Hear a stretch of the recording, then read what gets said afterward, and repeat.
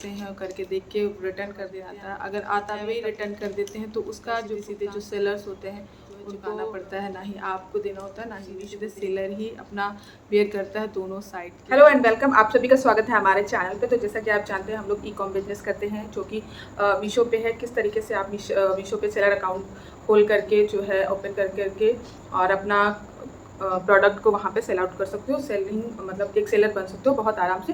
तो ये जर्नी हमारी चल रही है, स्टेप बाय स्टेप हम आपको दिखाते चल रहे हैं। पर उस जर्नी में जो सबसे बड़ा जो दुखद एक प्रोसेस होता है वो है आपका, जो कि आज हम आपको दिखाएंगे। और वो सबसे बड़ा लॉस, जो लोग भी इस अपने सेलिंग का जो अपना उन्होंने एक रास्ता चुना और उसको अब जो है बंद कर रहे हैं, उस पर सेलर अकाउंट को क्लोज कर रहे हैं, उसका सबसे बड़ा जो एक ड्रॉबैक है, एक जो वजह है, वो मैं आपको दिखाऊंगी किस तरीके से जो है मीशो हो, चाहे वो अमेज़ॉन हो, चाहे वो फ्लिपकार्ट हो, किस तरीके से लॉस कर सकता है। हालांकि बहुत अच्छा प्लेटफॉर्म है, बहुत ही ज़्यादा अर्निंग आप कर सकते हो, अनलिमिटेड अर्निंग इससे होती है। लेकिन शुरुआत के टाइम पे जब आपके ऑर्डर्स बहुत कम होते हैं, उस टाइम पे कितनी ज़्यादा जो है लॉस भी हो सकता है, कितनी ज़्यादा दिक्कतें आती हैं। क्योंकि अगर आपके 1000-2000 ऑर्डर्स डेली आ रहे हैं या 100-200 ऑर्डर्स डेली आ रहे हैं तो आपको इतना फ़र्क नहीं पड़ता, क्योंकि आपका प्रॉफिट बहुत ज़्यादा हो जाता है।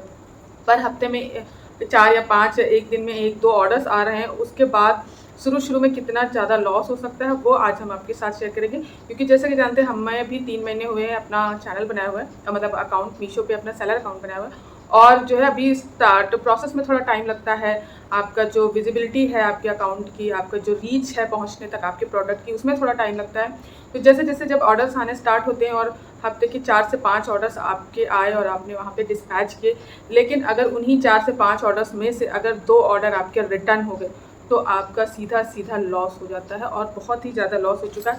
आपको मैंने पिछली बार दिखाया था कि ये हमें प्रोडक्ट मिला था और आज फिर से हमें मिल चुका है हमारा ये प्रोडक्ट। आपको दिखाते हैं, पूरा सील पैक है, ये देखिए इस तरीके से ये पूरा सील पैक है। और ये पिछली बार जो था वो सैडोफैक्स का था जो हमारा रिटर्न आया था, और इस बार जो आया वो एक्सप्रेस 20 का आया है। जो अलग अलग जो कंपनीज आपको दिखाते हैं, ये एक्सप्रेस 20 का आया है। और जो इससे पहले हमने दिखाया था रिटर्न, वो था सैडोफैक्स का, सेम प्रोडक्ट का। क्योंकि सेम प्रोडक्ट को अलग अलग कंपनियों ने जो है अलग अलग कुरियर कंपनी ने डिस्पैच किया था, डिलीवर किया था, तो उसी के थ्रू अलग अलग हमें अलग अलग कंपनी का जो है आया है। देखिए और किस तरीके से हमारा प्रोडक्ट डैमेज होकर के आता है, क्या होता है, ये सब हम आपको दिखाएंगे।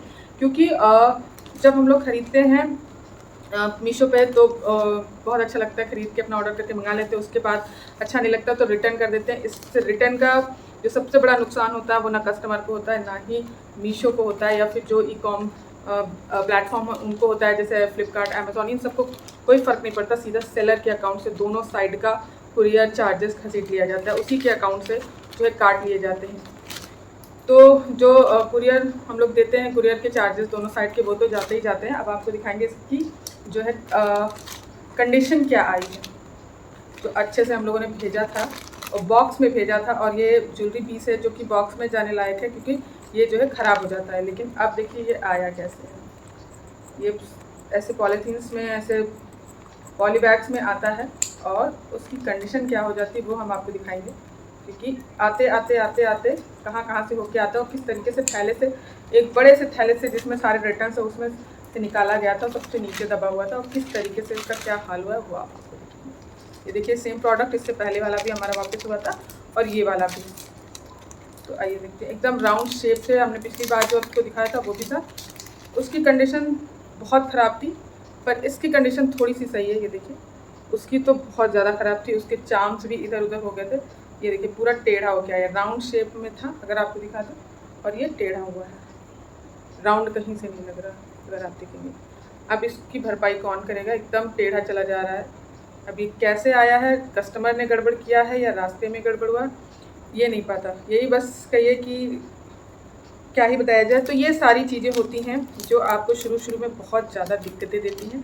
अगर आप जो है बिज़नेस करना चाह रहे हैं, अपना ई कॉम बिज़नेस, तो इस चीज़ को जान के चलिएगा, क्योंकि अचानक से ये चीज़ झटका दे जाएगी, इसको शायद आप बर्दाश्त न कर पाएँ। तो आप इस चीज़ को जान के चलिएगा कि जो हम लोग सामान मंगा करके बहुत आसानी से रिटर्न कर देते हैं और सोचते हैं कि हाँ रिटर्न हो गया तो किसी का लॉस नहीं हुआ, लॉस बहुत बड़ा होता है। क्योंकि इस पे मार्जिन ही मुझे जो मिलना था वो 20 से 25 रुपये इस पर मार्जिन मिलना था, शायद उससे भी कम, क्योंकि पैकेजिंग वगैरह सब हटा करके जो मिलना था लगभग 20 के आसपास मिलना था। और उस 20 के मार्जिन जो 20 रुपये का मार्जिन था उसकी बजाय मैंने सीधे सीधे 153 रुपये गवा दिए हैं रिटर्न के। तो ये बहुत बड़ी चीज़ है, ये आप जान के चलिए, क्योंकि जितने भी मेरे रिटर्न्स आ रहे हैं वो मैं आपको बता के चलूँ। हालांकि मैंने ये भी बताया है कि कुछ वजहों से इस समय मुझे ऑर्डर्स नहीं मिल रहे हैं। हालांकि शुरू में बहुत अच्छा चला था, बहुत अच्छे ऑर्डर्स आ रहे थे, लेकिन बीच में जब मैंने कुछ प्रोडक्ट को जो एक्सेप्ट नहीं किया, जो मेरे पास नहीं थे, किन वजहों से नहीं थे वो भी मैंने आपको अगली वीडियो में बता रखा, तो वो जाके आप देख सकते हो। तो उस वजह से या फिर कुछ भी चीज़ें हुई हों या मैं अभी अपडेट नहीं कर पा रही हूँ ज़्यादा, इस वजह से जो है मेरी विजिबिलिटी कम हुई है, लोगों तक जो शेयर किया जा रहा व्यूज़ है वो कम है। प्लस अगर व्यूज़ कम है तो सीधे सीधे क्लिक्स भी कम होंगे और ऑर्डर्स भी कम ही होंगे। वो तो सिर्फ एक एल्गोरिदम चलता है, उस अकॉर्डिंग की जितनी विजिबिलिटी होगी उतनी ज़्यादा जो है आपकी क्लिक्स होंगी, और फिर जितनी ज़्यादा क्लिक्स होंगी उतनी ऑर्डर्स होंगे। तो फिर इस वीडियो को बनाने का सिर्फ यही वजह थी कि आप देखिए आपका प्रोडक्ट कैसे आता है।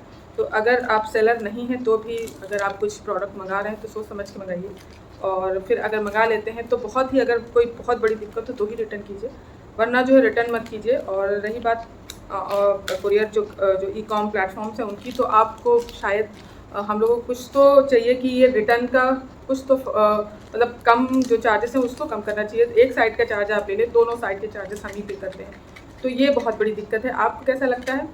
अगर आप सेलर हैं और या फिर सेलर नहीं हैं तो आपको क्या लगता है कि इसमें क्या इम्प्रूवमेंट करनी चाहिए? इस जो रिटर्न का प्रोसेस है इसमें क्या इम्प्रूवमेंट और की जा सकती है? क्या करना चाहिए जो कस्टमर है उसको, या फिर सेलर को, या फिर जो कंपनियां हैं जैसे कि अमेज़ॉन, मीशो और फ्लिपकार्ट, बहुत सारी, उनको और क्या इम्प्रूवमेंट करनी चाहिए ताकि सेलर का इतना बड़ा नुकसान ना हो?